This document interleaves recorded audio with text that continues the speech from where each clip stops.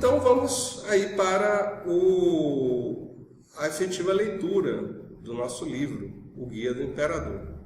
E como eu disse, o combinado a gente vai fazer a leitura de todo o livro e vai, à medida que vai fazendo essa leitura, indo comentando. Então você pode, se não puder assistir, você pode botar no seu carro, ficar ouvindo, você pode gravar no pendrive só o áudio. Também a gente vai disponibilizar só em áudio, se você quiser só ouvir, mas a ideia é fazer a leitura completa junto com os comentários.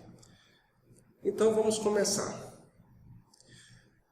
O livro que estão prestes a ler, lembrando que nós estamos na introdução. Vou ler toda a introdução do livro. O livro que estão prestes a ler nunca foi planejado para ser publicado, o que quer que isso significasse no século II. Alude-se a ele como as Meditações do Imperador Marco Aurélio, mas de fato a obra não tinha um título na antiguidade e se achava na forma de anotações para uso pessoal e privado. Como essas notas chegaram até as nossas mãos, é um daqueles mistérios estimulantes com que são constituídos os romances históricos. Então, o primeiro ponto que a gente tem que ver aqui é que essa obra ela não foi escrita para você. O Marco Aurélio ele não escreveu um livro, como a gente costuma imaginar um livro, com o autor senta, pensa como é que vai ser a introdução, como é que vai ser o contexto, o meio, como é que vai fazer a conclusão. Ele não estava pensando nisso.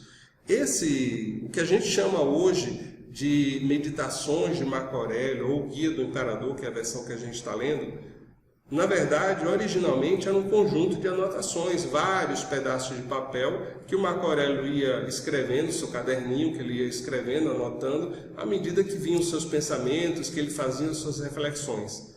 E isso foi feito durante muitos anos, provavelmente os finais anos da vida dele, e muito tempo depois esses papéis foram juntados e aí sim classificados nesses 12 livros, nos quais eles estão classicamente divididos até hoje. Mas isso foi muitos séculos depois do Marco Aurélio já ter falecido. Esses pensamentos eram pensamentos particulares dele, não eram para ser expostos. É mais ou menos como a gente estivesse lendo o diário de alguém. Não é exatamente porque ele não era um diário, ele não ficava contando o que aconteceu durante o dia, ele ficava falando das suas reflexões, dos seus pensamentos, mas eram pensamentos íntimos dele.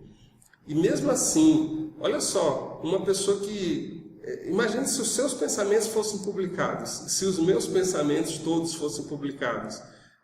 As minhas coisas mais secretas, mais íntimas. Será que eu teria, ou você teria tanto orgulho assim? Seria algo tão inspirador assim? Daí a gente vê a grandeza desse homem, que escreveu coisas para si, que nós estamos lendo, e ao lermos, ficamos inspirados até hoje, 1800, 1900 anos depois. É uma magia, realmente um texto impressionante. E aí, continuando aqui na nossa leitura, o imperador teria escrito suas notas sobre um papiro frágil ou em tabuletas de cera transportáveis? Quando, nas condições difíceis da vida do acampamento de fronteira romana, ele encontrava tempo para escrever seus pensamentos. Era sua rotina diária ou escrevia quando conseguia um momento livre? Ou havia um escriba? Marco Aurélio poderia ter ditado essas observações inquisitivas e introspectivas e, no entanto, estranhamente impessoais? Tudo isso são considerações que os autores dessa tradução nos fazem. Então, é isso, a gente não sabe muita coisa, porque tudo isso é especulação. A gente está só especulando como é que foi escrito isso, como é que foram anotados. Todo dia ele escrevia, era de vez em quando. O que é certo é que essas anotações foram na parte final da vida de Marco Aurélio. Tem uma hora que ele vai falar, inclusive, onde foi, lá perto do rio Danúbio, na margem do rio Danúbio, durante batalhas. Então, olha só que homem é esse, que em meio a uma guerra em que ele estava travando, em que todo dia ele arriscava a sua vida, em todo dia ele via soldados seus sendo mortos, feridos, ele conseguia ter um momento de reflexão, um momento de introspecção, em que ele escrevia coisas belíssimas pensamentos dos mais elevados e práticos, e que ele era como se tivesse uma conversa com ele mesmo. A gente vai ver isso durante o processo, que muitas vezes parece que inclusive ele até discute com ele mesmo, porque ele fala uma coisa e ele mesmo contrapõe aquilo que ele falou como se fosse uma outra pessoa e questiona os seus sentimentos, questiona os seus pensamentos. É o que o Platão vai chamar de diálogo, que é algo importante que a gente faça. Um diálogo não só com o outro, um diálogo conosco mesmo, para que a gente possa ir conhecendo quem nós somos, o que nós queremos, o que nós fazemos. Continuando.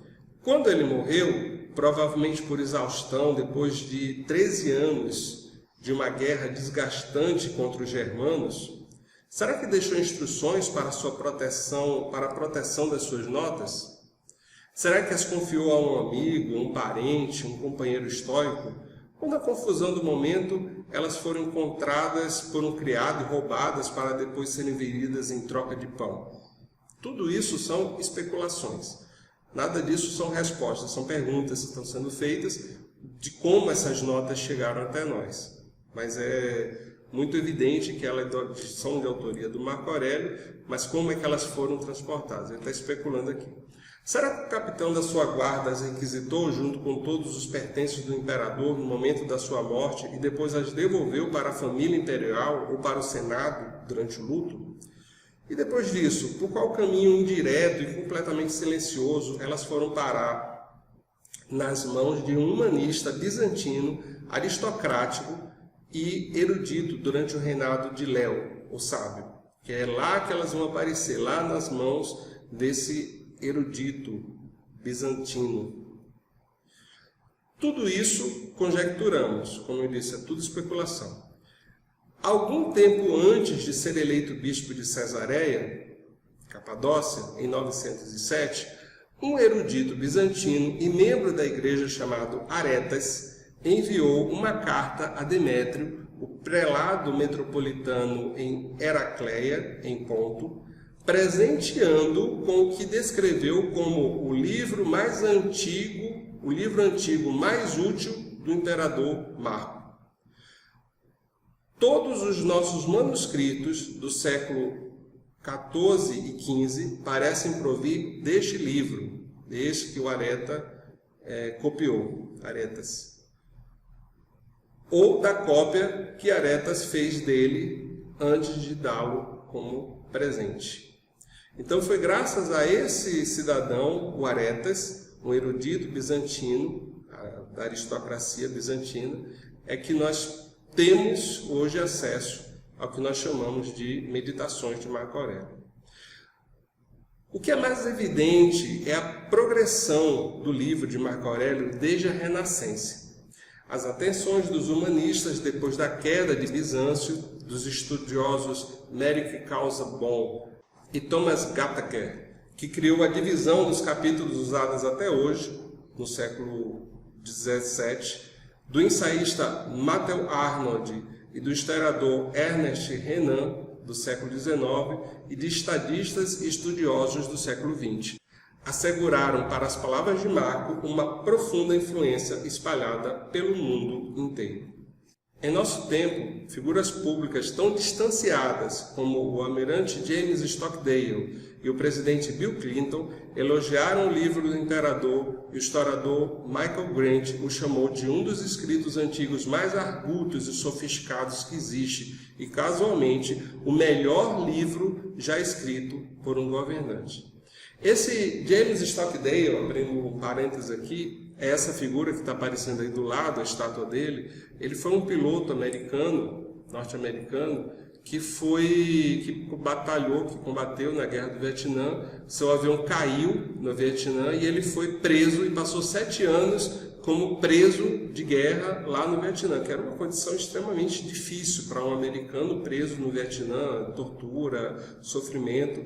E ele conta que sobreviveu e manteve a sanidade dele por seguir as ideias e os preceitos dos estoicos, como Marco Aurélio e de Epíteto e Sêneca, mas ele pega essas ideias e consegue, com o conceito dos estoicos, se manter como uma pessoa sã durante todos esses 7 anos, e depois ele volta, é resgatado, volta para os Estados Unidos como um herói de guerra.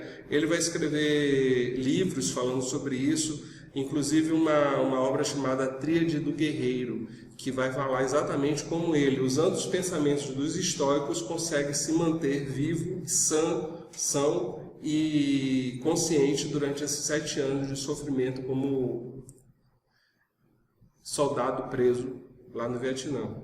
Se vocês quiserem procurar, a Tríade do Guerreiro estoico, esse é o nome do texto do James Bond Stockdale.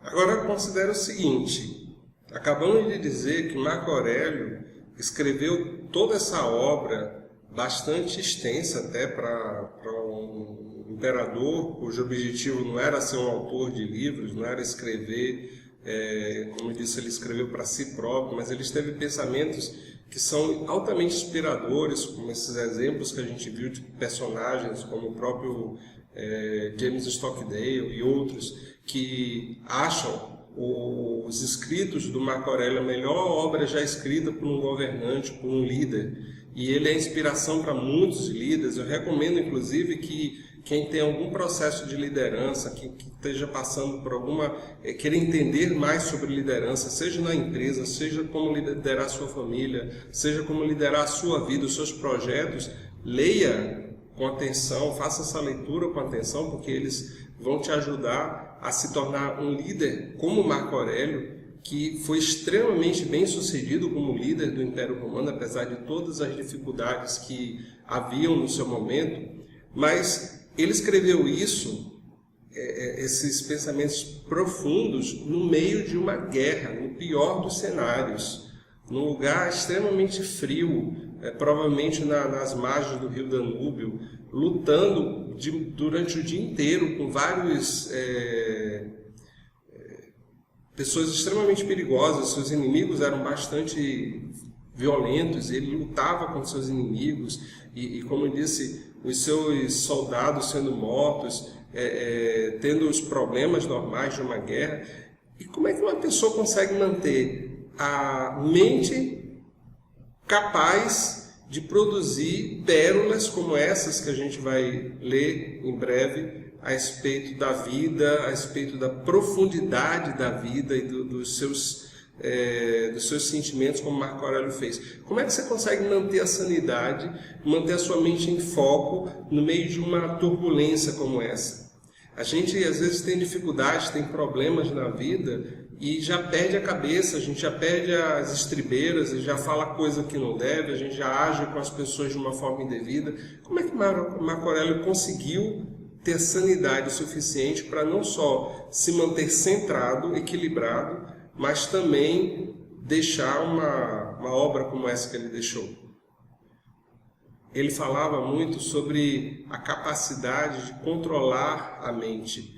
E a gente vai ver isso, a gente vai entender melhor como é que ele controlava a sua mente para produzir tudo isso e trazer isso para a nossa realidade, ainda dentro da introdução desse livro, nessa nossa próxima parte, que é o propósito do livro. Vamos continuar a leitura? Aguardo vocês.